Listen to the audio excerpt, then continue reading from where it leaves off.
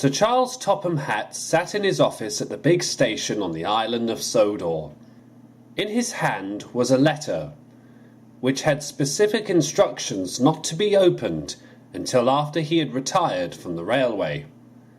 He had just placed it in his drawer when his son Bertram walked in. Bertram had just had his suit fitted. He looked very smart and almost like his father. The only difference was that he had a yellow waistcoat instead of a purple one. "Today's the day I've been waiting all my life, Bertram," said Sir Charles. "I hope you don't mind meeting my engines this afternoon. I'm sure they'll work hard for you when I retire." "I don't know, Father," confessed Bertram. "I can't run the railway like you do." "You'll be all right," his father reassured. "Come on, let's meet the engines." As Benson pulled into the car park next to Tidmouth Sheds, Bertram was surprised to see a small blue tender engine shunting some trucks into a siding. Bertram was then led by his father to the engine, who greeted them warmly. "Bertram," said Sir Charles, "I would like you to meet Edward. I recently purchased him from the Furness Railway." "How are you feeling, Edward?" he inquired. "Very well, thank you, sir," replied Edward politely. "Thank you for the new coat of paint." "You are very welcome," replied Sir Charles. "I thought blue would do you good." Edward smiled. "By the way," Sir Charles continued, "have you seen Henry and Gordon?" "I just prepared their trains at the big station," replied Edward. "I told them to wait for you." "That's a good engine," said Sir Charles. "Come on, Bertram." Bertram followed his father back to Benson as they set off to Knapford. Edward smiled as they left. He had strong confidence that Bertram was going to make a fine controller, just like his father before him. Before long, Benson arrived at the big station. The two engines, Gordon and Henry, who were of course bigger than Edward, stood at the station, waiting anxiously as Sir Charles and Bertram walked across the tracks to join them. When Bertram observed Henry, he had a very downcast look. Sir Charles noticed. "How are you today, Henry?" he asked. "Much better than yesterday, thank you," replied Henry meekly. Bertram was confused until Sir Charles explained. "Henry is what we call a hybrid," he said. "He was made from an LNER A3 and a Great Northern Railway's Atlantic. He may be a poor steamer, but despite all, Henry never fails to make me proud."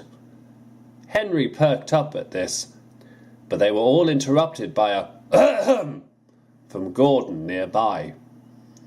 "Yes, Gordon, I see you," said Sir Charles, and he walked over, showing Bertram the large blue engine. "Gordon is the finest express engine the railway has to offer," Sir Charles explained. "He was designed after Flying Scotsman." Gordon rolled his eyes. He never liked his brother being talked about. "That'll do, you two," Sir Charles said, and he led Bertram back to Benson. "Well," grunted Gordon as he left with the express, "that could have gone better." As Gordon left, Henry heaved a sigh of relief. But no one expected what happened next. 3 months later, Sir Charles Topham Hatt passed away. He had only just retired from the railway as well. Bertram, now known as Sir Topham Hatt, drove Benson to the lake where his father used to take him as a boy. "What's going to happen now, sir?" Benson inquired. "I'm going to sell you to the Elsbridge cricket team," said the Fat Controller. "I hope you will make them proud as you made my father." "It has been an absolute pleasure to serve you and your father, Sir Topham," said Benson. The Fat Controller smiled. He took Benson to the cricket field himself, where his own car, which he had recently brought, had been parked. The Fat Controller then drove back to the big station.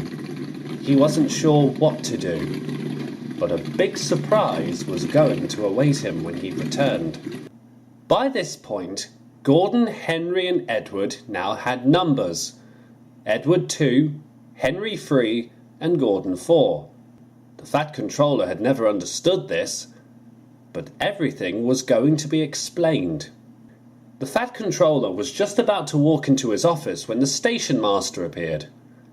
"Excuse me, sir," he said. "We found this in your father's desk drawer. It's addressed to you." The Fat Controller took the envelope. On it read, "For the attention of Sir Bertram Topham Hatt. Do not open in case I have retired or have passed on." The Fat Controller opened the envelope, and a letter stood before him. He was amazed with what it had. From his father, there were instructions to go to the Brighton works on the mainland and pick out a tank engine to work as station pilot. A special request had also been made for this engine to be number 1. "Your father was a clever man indeed," chuckled Edward. "Will you be heading off to Brighton right away?" asked Henry. "Most assuredly," said the Fat Controller. He requested Gordon to take him via the express. He would then return on the engine he had chosen. The manager of Brighton Works welcomed the Fat Controller warmly and took him into the workshops.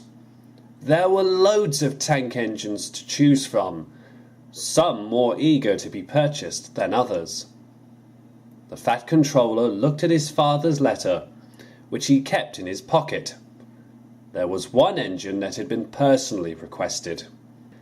At long last, the Fat Controller found the very engine he was looking for. The engine was painted dark green, with white stripes and the number 70 on the sides of his bunker. He also had 6 small wheels, a short stumpy funnel, a short stumpy boiler, and a short stumpy dome. The Fat Controller's eyes lit up with delight, and the engine seemed to share the same gratitude. "I'll take that one, please," said the Fat Controller. And so it was arranged.